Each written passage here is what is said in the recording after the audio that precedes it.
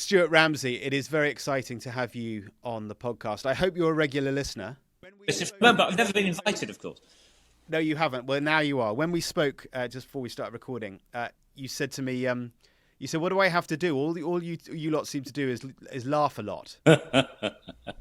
Well, it's quite. They're actually quite funny, aren't they? I think one of the things about the podcast, your podcast in general, is that sometimes it's just not funny, and you can't, and then sometimes it genuinely is funny, and maybe to a degree. That's sort of what President Trump's like, isn't he? And that is our job, trying to meander our way through Trump world and explain what the hell is going on. I'm Mark Stone in the Trump 100 studio in Washington, D.C. And I'm Stuart Ramsey, Sky's chief correspondent. I've just come back from South America. And on Trump 100 today, we're going to focus on Donald Trump's war on drugs, what he's doing, why it's unlike anything any president has tried before, and crucially, will it work? Stuart, you and I have covered this story, drugs, for quite a few years now. From the classrooms of Texas to the streets of major American cities, I've seen the impact up close, and truly it is devastating. And you've done some remarkable work over many years now, tracing the trade back to its roots in South and Central America, with the cartels, with the police. I was actually thinking about it the other day. It's a good 10, maybe nearly 15 years of doing it. Yeah, it's a huge problem. It's certainly not going away. And this unconventional president reckons that he is going to get a handle on it. And that's why we've got you on the pod today, because you're just back from your latest trip to South America. You've seen it right the way down to its roots. And we'll get into all of that. But I guess first we should talk about just what Donald Trump is doing to try and deal with America's drug nightmare. I remember during the election campaign when Trump announced that if he won, he would designate the South and Central American drug cartels as foreign terror organizations. And last month, we saw what the evolution of that policy looks like now that Trump is president. Tonight, the White House releasing this dramatic video of the U.S. blowing up a boat in the southern Caribbean. President Trump says it was carrying drugs from Venezuela, and that the strike killed 11 members of the notorious gang Tren de Aragua, or TDA. We have a lot of drugs pouring into our country, coming in for a long time, and these came out of Venezuela. We took it out. There have now been two occasions where the US military has taken lethal force against boats allegedly carrying drugs. Trump's administration says that he's only employing the military in the same way that President Obama did. He, of course, used drones to kill terrorists in places like Afghanistan. Now, Trump, his supporters say, is doing just the same thing to kill and to stop those whose drug trade is killing Americans. Stuart, I don't know about you, but when I saw those the images of that boat being taken out off the coast of Venezuela, I kind of wasn't surprised. Trump said he'd do this, and so he is. Yeah, the issue, I suppose, it's an extrajudicial killing, and the president said that there were an awful lot of drugs on board that boat. I know the type of boat that was blown up. I mean, it's got quite a lot of drugs on it, but I wouldn't say it's, sort of a massive cargo ship that's got loads on it. And he did say he was going to do it, but there is no due process to say who those guys were or really if there were any drugs on there. And it's causing some sort of certainly consternation here in America, even within some in his own party. Senator Rand Paul, a Republican, he said that Congress needs to be formally informed, needs to formally declare war itself on the cartels before Trump can just take them out. But it's certainly the case that this has caused within Latin America a huge amount of unease. The president of Colombia said over the course of the past week that where he made the point that actually Latin American countries have been capturing civilians who transport drugs for many decades without having to kill them. He says that those who transport the drugs are not the big narcos. They are very often very poor young people from the Caribbean and the Pacific. And that is who Donald Trump killed in these two raids. The former executive director of Human Rights Watch, Kenneth Roth, said Trump admits that he ordered a summary execution, the crime of murder. Drug traffickers are not combatants who can be shot on sight. They're criminal suspects who must be arrested and prosecuted. But As is his way, Donald Trump now doubling down, going further as well. He's saying that he may well target sites in these countries themselves, cartels and traffickers inside Venezuela, perhaps other countries, Colombia as well. We would be faced with the prospect of the American military actually bombing a Central or South American country in order to try and solve the crime issue. I mean, I don't know what you think, how those countries would react to that. They'll be frightened, of course, that this might happen. And Mexico has lifted its game for certain. It is handing over suspects, it is making arrests, and it is taking the fight to the cartels to a level which, some are uncertain about how successful that will be over the long term. And I could assure you from my contacts within the cartels and within the criminal underworld of Latin America that they don't think it will work, whatever the president tries to do, but ultimately because the demand is so great. But where the president goes particularly with Venezuela, with other countries who are on, if you like, his naughty list, and there's quite a few of them, I think the two big issues here. One, can you just go carrying out these sort of killings? And can you potentially attack a country like Venezuela? Can that go on? Is it acceptable? Will there be pushback in the United States? And what about those other countries that are affected? They are concerned not only about potential attacks within the country, but also this whole sanctions thing that the United States and President Trump is very keen on. And a lot of these countries aren't rich, and they really don't want to be facing the ire of Donald Trump because of cartels that are operating in their land. And there's only so much power they can bring to try and stop that happening. What I would say, though, is an awful lot of these countries have terrible corruption, and that administrations, police, military part of the government are all actually being paid off to let it continue. Do you think it's possible for, if these countries, as you say, do not necessarily have the ability, because they don't control the cartels, they don't have the ability to crack down on them, put aside the legality of it, because Trump tends to do that quite often, is it possible for the US military just to be able to take out these cartels using drones, using intelligence, using whatever else it may be, just bomb the hell out of them? Is that very far-fetched? It's not very far-fetched. I'm not sure that it'll work because first, the organizations are huge. Secondly, take like a sort of Afghanistan example with the Taliban. There's not a clearly defined area of operation for cartels. Right. So do you just take out whole villages? Well, no, you can't. Can you take out whole plantations of cocaine production, coca leaves, for example, where you sort of can, but they're everywhere. And can you really take on a war against a continent where the governments in some of them aren't necessarily on board? I'm not sure you can. You can threaten, but I just don't know if physically it's possible to actually seriously break down the organizations themselves. So let's get into your latest film, because and incidentally there's a link to it in the show notes. Take us there for those people who haven't yet watched it. What was the genesis of this latest film? Why did you go and do it, and how did you do it?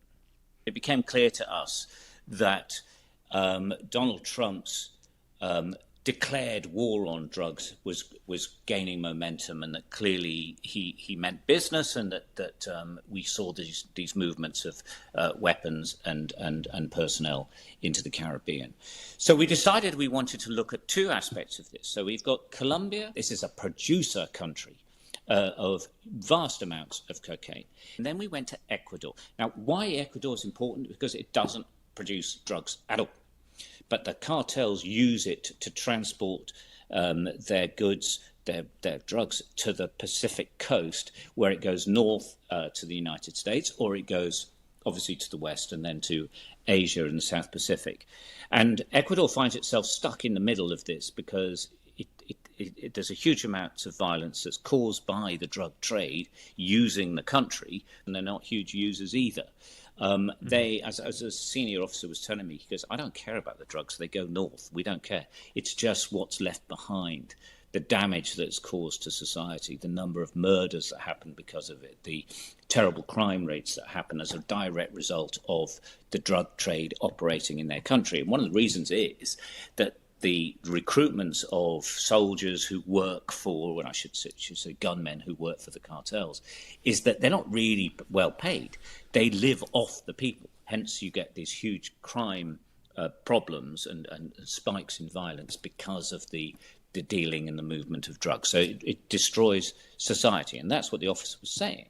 It's that perhaps people outside of here don't really understand. That's people who are using the drugs in New York or London or Los Angeles or wherever, don't understand what effect that's having on the communities whereby those drugs start their journey to the rest of the world. Do you think people taking their drugs in London or New York or Los Angeles think about you guys on the street every single day? I think no, because if they know they are in the countries more powerful, more smarter. If they really know, I think they're gonna think no, it's bad, because people are killing in poor countries for the drugs, for the drugs that we are consume. So that's the reason, and I appreciate that you made these videos to show the world what's happening here. Yeah. What's happening in the land where the drug dealer stays, lives, works, when the drug dealer killing people for the drugs.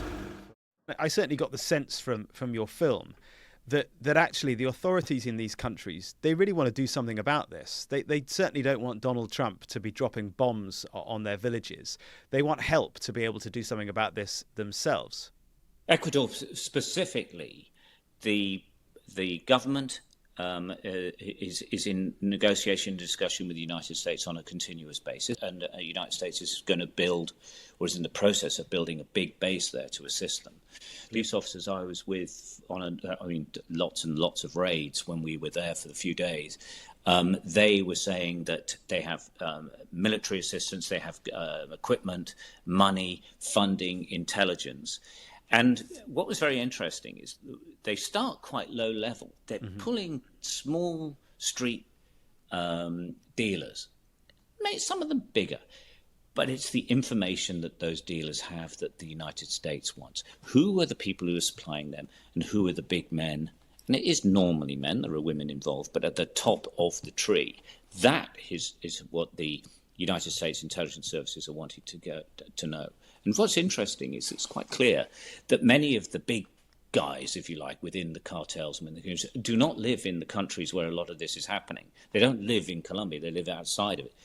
Some will live in the United States. They're probably sitting in penthouses in Miami, aren't they? They are huge, huge businesses. But what you see is farmers at the bottom end who are growing leaves, and then very low-level drug dealers who are part of a system that is moving drugs. And so it's very difficult to get to those big groups to the top level. Now, I've been in touch and I've met some very senior cartel people in the past, but they're still a long way away from the drugs. You never see them in the same place at the same time. Two things here, actually, Mark. One, can it work? Well, you're going to have to fight organisations that have been going for a very long time and are hugely well organised. Secondly, the biggest user of illegal drugs in the world is the United States. And their demand is being fed by all of these countries who keep sending it off because people want it. Now, the president seems to be taking the view it's the suppliers who are causing the problem, not the users. And I'm not absolutely convinced that's the case, because literally, if there was no use for it and no demand for it, it wouldn't be supplied and it can't be forced on anyone. There's another interesting one here. Fentanyl, which is one of the biggest killers. I know you did some amazing reporting on the effects of fentanyl and tranq and all the drugs that have come out, the opioid crisis that is the United States. But fentanyl's made in Mexico. It's not made in the Caribbean. Not at all. Yeah.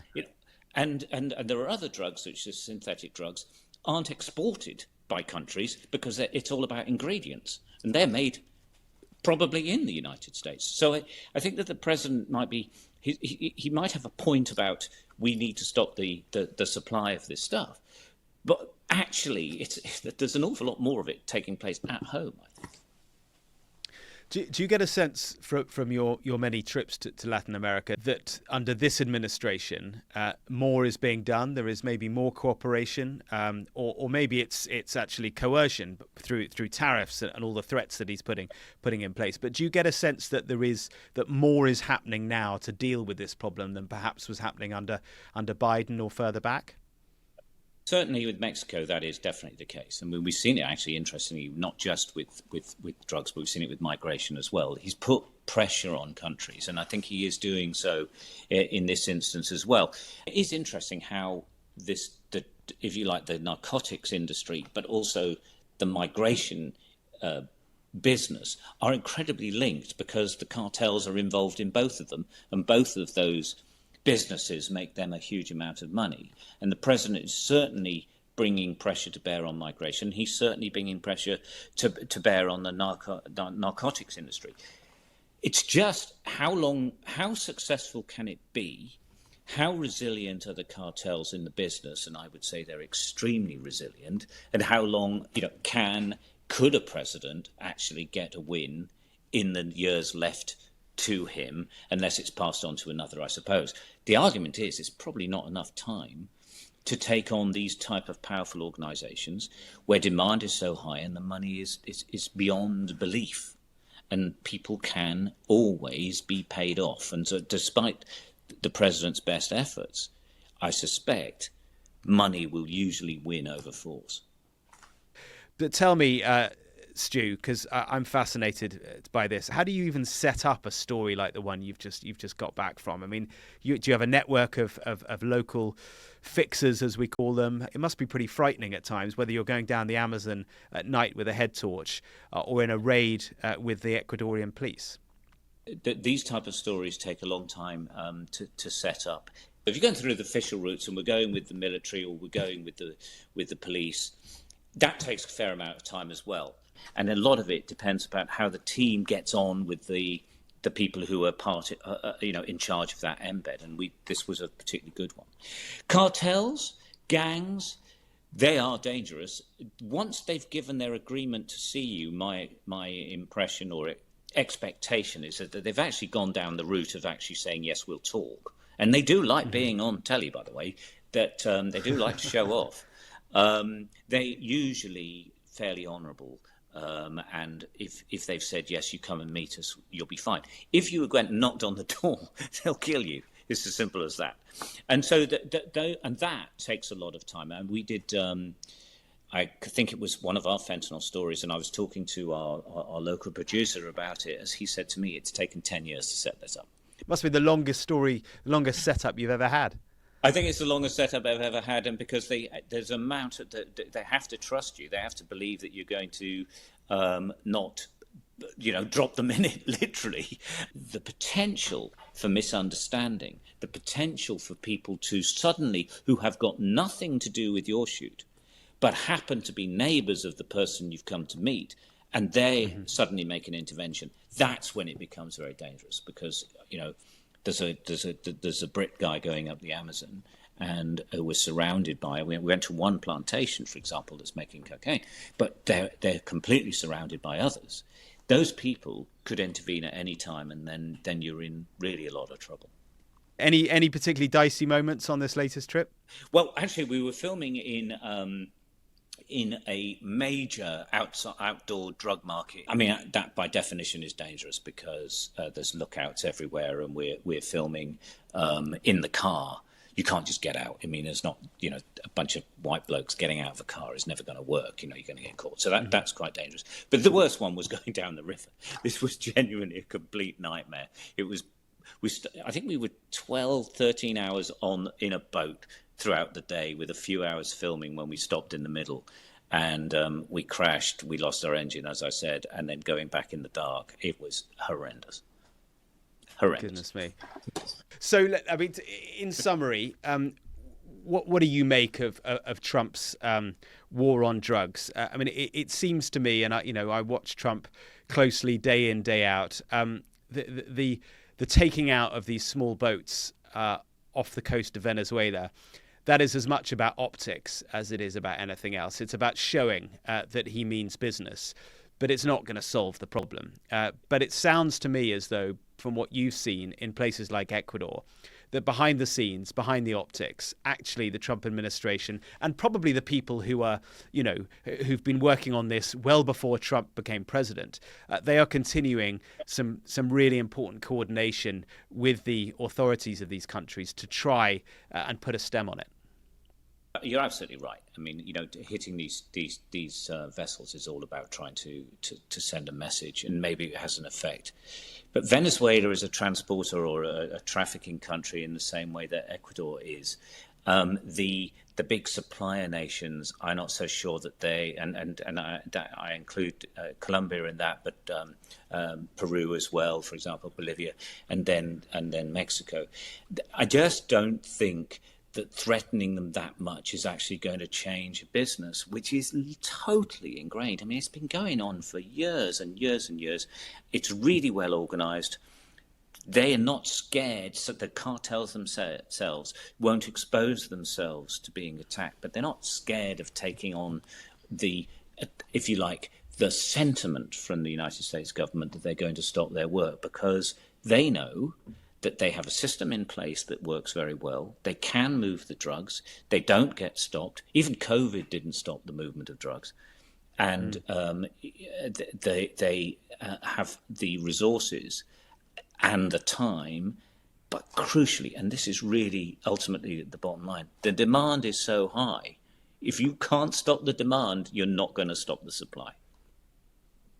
Fascinating. Well, Stu, thanks so much for joining us on the podcast. There is a link in the show notes to your film. It is also, of course, available on all our platforms, on the TV, online, on the app, on socials, wherever you go, you will find it. And we'll also put links to the show in the show notes to all the other films that Stu and I have done over the past few years on this particular issue. And don't forget, trump100@sky.uk is our email address. We've also got a viewer survey out there, so fill that in. I think it's in the show notes as well. Fill that in. Tell us what you want more of, what you want less of, and we will try and accommodate all that. But we will be back next week for another episode of Trump 100. Bye-bye for now. Goodbye, everyone.